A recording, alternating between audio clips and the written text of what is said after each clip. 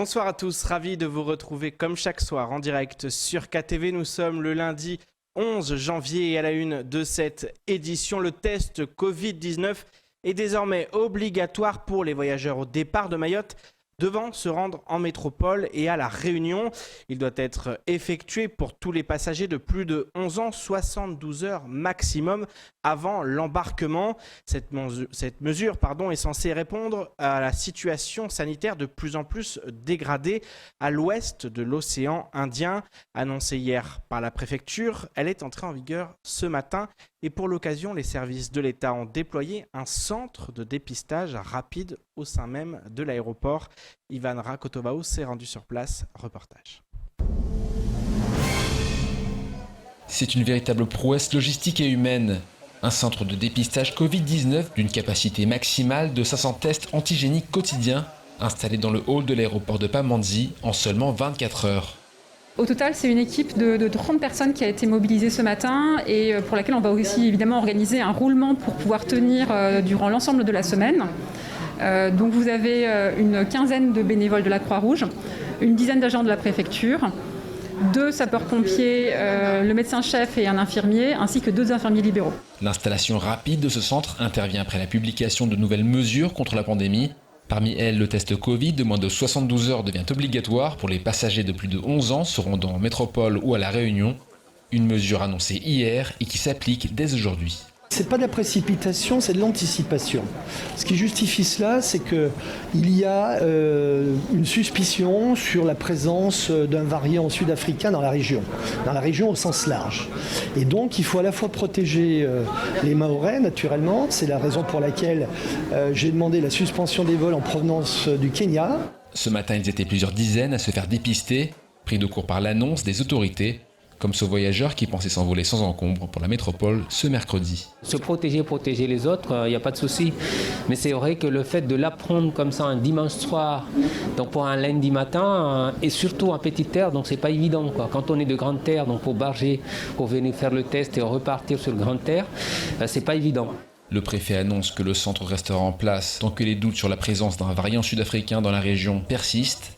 Concernant l'arrivée prochaine d'un vaccin à Mayotte, il ne s'est en revanche pas prononcé. 47 à Mouéli, 33 en Grande Comore, 20 à Anjouan. En seulement 24 heures, le nombre de cas de Covid-19 a explosé au sein de l'Union des Comores. Plusieurs décès sont à déplorer, même s'il est difficile d'y voir clair entre les rumeurs et les quelques informations officielles divulguées par le gouvernement comorien. Si des renforts en personnel médical sont arrivés à Mouéli, la situation est très inquiétante et les appels à l'aide se multiplient. À Mayotte comme à La Réunion, des collectifs se sont créés pour appeler aux dons. Écoutons un des membres actifs lors de la matinale de Kwesi. Sincèrement, le gouvernement comorien s'en fout de Mouéli depuis l'indépendance. Mouéli est comme... quand on regarde Mouéli, on voit comme si on est dans un film de Robinsonade. Donc Mouéli est délaissé, Mouéli est abandonné, Mouéli est seul. Donc seule la population s'est débrouillée, la diaspora essaie donc d'aider les personnes sur place. En fait, c'est né qu'après les 6 morts le samedi dernier.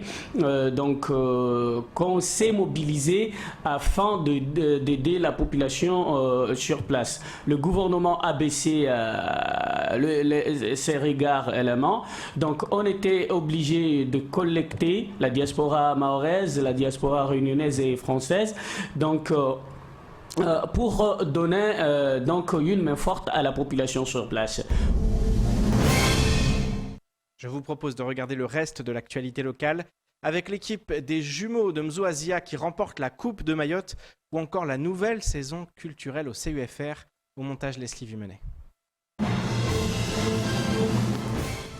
Alors que le sport amateur est à l'arrêt en métropole, à Mayotte, les compétitions peuvent toujours se tenir sans spectateurs. Ce samedi, le stade de Cavani a ainsi accueilli la finale de la Coupe de Mayotte de football. La rencontre opposait le club des jumeaux de Mzoazia à l'équipe des abeilles de Mtamboro. Après une vingtaine de minutes d'arrêt due à une grave blessure, ce sont finalement les sudistes qui l'ont emporté 3-1. Une victoire dans la douleur pour les jumeaux au cœur d'une saison bien plus courte que prévu. Cela n'a pas empêché Mzoazia de presque tout rafler.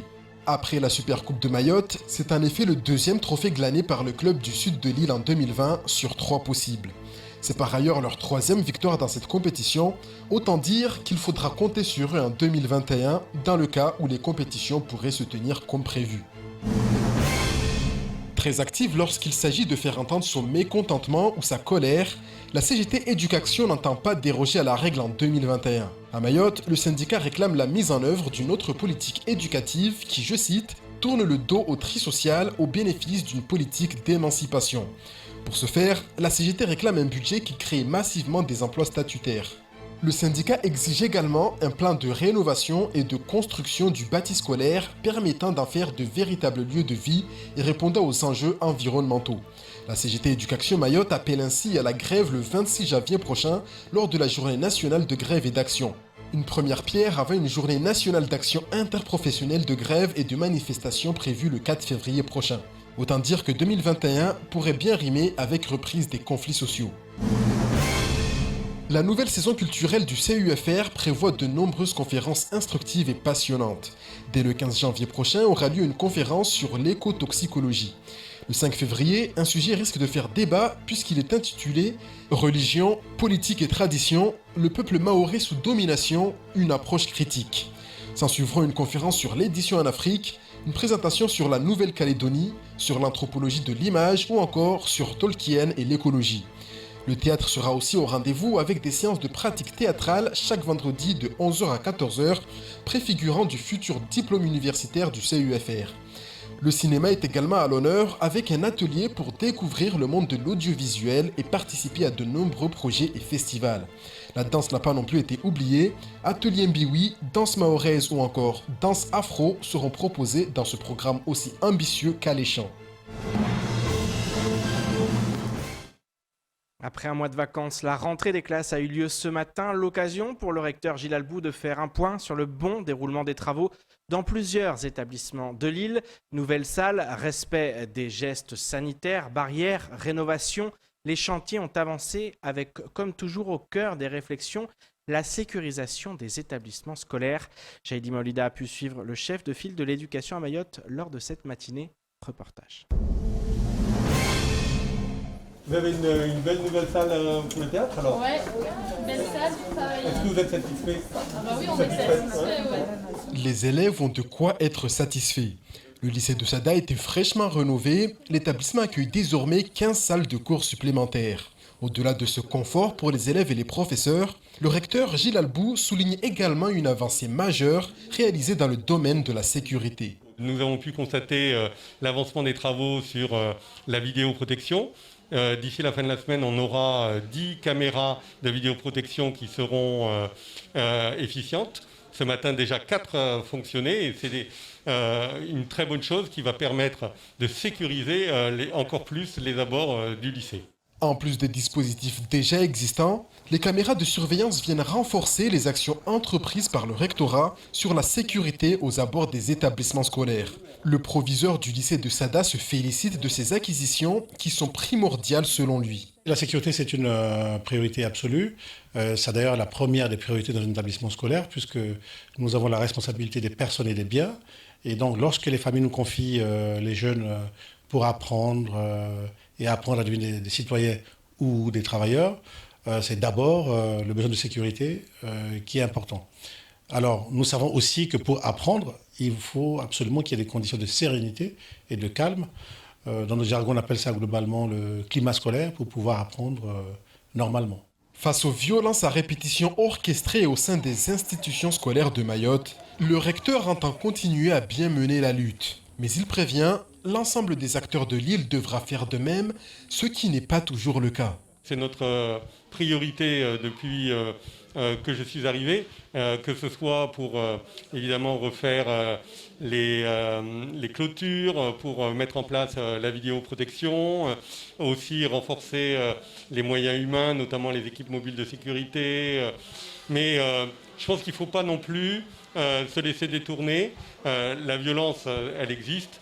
il y a un travail de fond qu'il faut faire. Ce n'est pas que le travail de l'éducation nationale. Moi, je vois effectivement ce qui s'est passé ce matin à Combani. C'est dommage parce que les revendications que j'entends n'ont rien à voir avec la rentrée. Et pour le coup, on prend nos jeunes en otage et on a des adultes qui ne montrent pas le bon exemple.